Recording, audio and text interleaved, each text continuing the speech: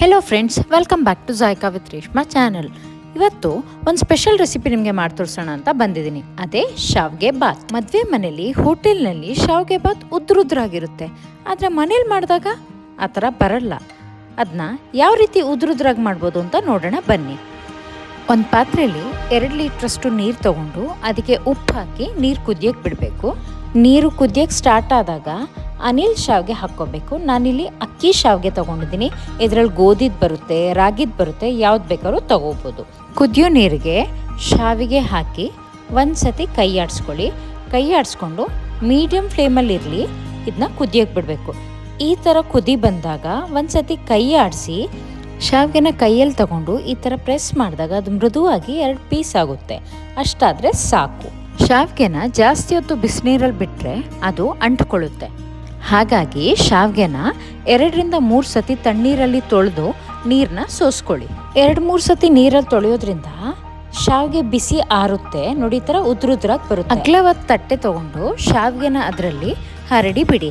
ಇದರಿಂದ ಶಾವಿಗೆ ಒಂದಕ್ಕೊಂದು ಅಂಟ್ಕೊಳ್ಳಲ್ಲ. ಒಗ್ಗರಣೆಗೆ ಅಗಲವಾದ ಬಾಣಲಿ ತಗೊಂಡು ಅದರಲ್ಲಿ 2-3 ಚಮಚದಷ್ಟು ಎಣ್ಣೆ ಹಾಕಿ 1 ಹಿಡಿಯಷ್ಟು ಕಡಲೆ ಬೀಜ, 1 ಚಮಚದಷ್ಟು ಕಡಲೆಬೇಳೆ ಉದ್ದಿನಬೇಳೆ ಹಾಕಿ ಹುರ್ಕೊಳ್ಳಿ.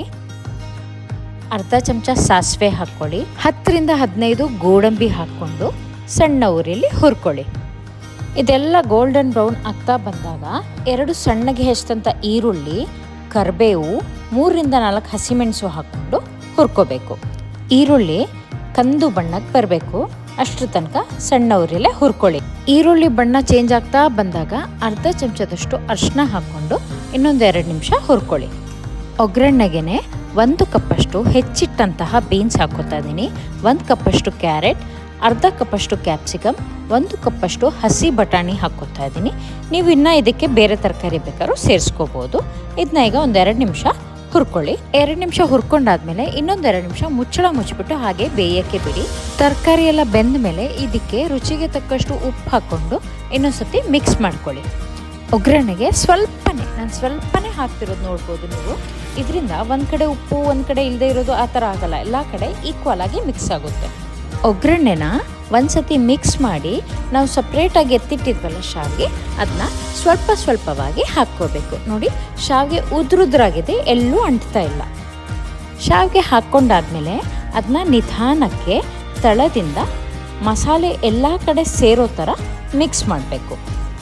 ಆದಷ್ಟು ನಿಧಾನಕ್ಕೆ ಮಾಡಿ, ಇಲ್ದಿದ್ರೆ ಶಾವಿಗೆ ಹುಡಿ ಆಗಿಬಿಡುತ್ತೆ. ಈ ಥರ ಶಾವಿಗೆ ಬಾತ್ ಮಾಡೋದ್ರಿಂದ ಶಾವಿಗೆ ಬಾತ್ ಬಿಡಿಯಾಗಿ ಉದ್ರುದ್ರಾಗಿ ಇರುತ್ತೆ. ಇದಕ್ಕೀಗ 1 ಕಪ್ಪಷ್ಟು ತೆಂಗಿನಕಾಯಿ, 1 ಕಪ್ಪಷ್ಟು ಹೆಚ್ಚಿಟ್ಟಂತಹ ಕೊತ್ತಂಬರಿ ಸೊಪ್ಪು ಹಾಕ್ಕೊಂಡು ಮಿಕ್ಸ್ ಮಾಡ್ಕೊತಾ ಇದ್ದೀನಿ. ಅದಕ್ಕೇ ಈಗ ಅರ್ಧ ಹೋಳು ನಿಂಬೆ ರಸ ಹಾಕ್ಕೊಂಡು ಮಿಕ್ಸ್ ಮಾಡ್ಕೊತಾ ಇದ್ದೀನಿ.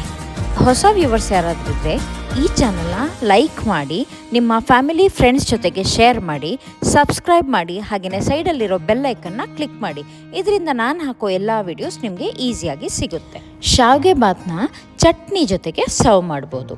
ಬೆಳಗಿನ ತಿಂಡಿಗೆ, ಮಕ್ಕಳ ಲಂಚ್ ಬಾಕ್ಸ್ಗೆ ಶಾವಿಗೆ ಬಾತ್ನ ಮಾಡಿ ಹಾಕ್ಬೋದು.